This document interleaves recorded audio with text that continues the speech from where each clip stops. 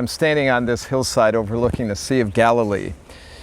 It would have been on a hill something like this where Jesus would have delivered his Sermon on the Mount. I wish I could have been there.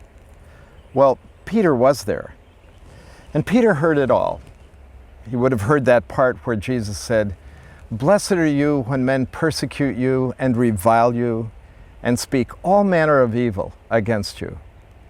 And if you persevere, great will be your reward in heaven." When I see Peter around the fire in the courtyard, when men begin to revile him and speak all manner of evil against him, and when he folds, I wonder if he had forgotten those words of Christ.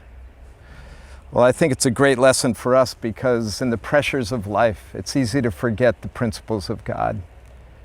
And he failed. Interestingly enough, when the Holy Spirit came, nobody was more valiant for Christ under all kinds of pressure than Peter. He even wrote a whole book to the suffering church, encouraging them to endure.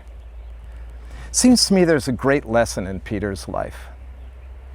None of us will be perfect. There will be times in your life where you will fail. I can tell you about the times in life when I've failed. But failure can be the first step to transformation. When we fail, we see ourselves as we really are, and we know we have to grow and move forward. So your failures can either defeat you, or they can be a wake-up call, as they were for Peter. So if you failed in a relationship, what's God teaching you in that? How does he want to transform you through that failure? If you've failed in what you've said about somebody else, or how you've used your money, or how you've lived for yourself and not for others, actually, there's lots of ways we can fail.